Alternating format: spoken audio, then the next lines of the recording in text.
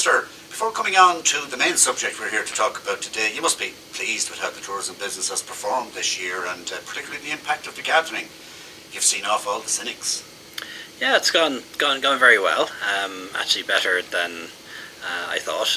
We're certainly going to meet our targets in terms of visitor numbers and also revenue. And it's not just about that, of course. It's about the fact that it has instilled, I think, a lot of community pride back in communities over the country. It's got people working together in a way they didn't in the past. And I think there's a lot that will come out of it. A lot of events and festivals that are new or maybe were brought back to life that will continue.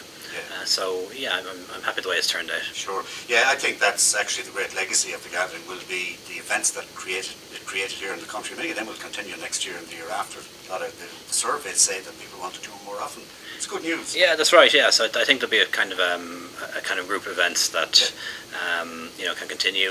I think as well the community engagement has been very important. Yes. And then also the kind of diaspora partners around the world, sure. Some of whom are very helpful to try and keep that going. I'd see us doing a gathering again at some stage Absolutely. In the future, not in the next few years, but certainly down the line. Absolutely. But in the meantime, we need to hang on to some of the things we've learned and some of the gains from the gatherings and repeat them every year. Sure.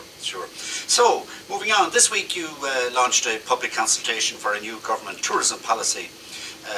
Why now, and what are your objectives with this exercise? Well, I suppose we're doing it now because when Minister Ring and I came to office about 2.5 years ago, the industry in tourism was really in crisis. We're now in recovery mode. We've had a good increase in visitor numbers. The gathering has gone very well. Air access has turned the corner and is improving, particularly from North America. But we now need to ask ourselves what next. And it's a long time since we've done a policy review. I think the last time was Horizons, probably 10 years ago at this stage. And a couple of people from the industry, ITIC and other bodies as well, kind of came to me with the idea that we should do this. And what I kind of said to myself was, let's get the gathering done first. And sure. Now that the gathering is tailing off, I think now is the time to do the review. Yeah, great. And ITIC, of course, warmly welcomed your announcement, but I suppose there's some small concern with a theme that runs through the discussion paper, and that is that the government will have less resources to invest in the sector in the future. And while recovery has started, as you say, it's still a greatly weakened industry following a number of years' decline. Is it realistic for the industry to make up any government shortfall, do you think? Well, we're not proposing that the government, or rather that industry, make up the shortfall. And I do think that in the next couple of years, current spending will start to increase again. So I wouldn't be so pessimistic as to say that funding will never increase again. But I suppose what I want people to think, or the way I want people to think in making their submissions, is about choices. So a bit like I have to as a government minister, if you're proposing to do something or spend money, then you need to ask yourself, well, what am I missing out on doing? What's the opportunity cost? Or also, for example, what's the what's the thing I have to cut? And sure. It's so easy to put together a submission and just create a wish list of expensive sure. ideas and projects, but that's not a good submission. A good submission is one where you say, let's stop doing this and do this instead. In terms of industry contributions, I think there probably is a role down the line for the industry to contribute to the cost of marketing and also the cost of tourism. But if that were done, I think they'd very much have to be in control of how that's spent. I wouldn't expect them just to hand it over to government. Sure. Okay, well that's good clarification actually. You're committed to widespread industry and consumer consultation on this. How do you plan to do that?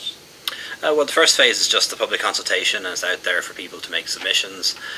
And we're also going to do a number of seminars. I think it's about 6 or 7 around the country with key stakeholders trying to get their views as well. Yeah, great. And finally, the submissions to your department are to be back by November 1st. What happens then, and when do you expect the policy document to see the light of day?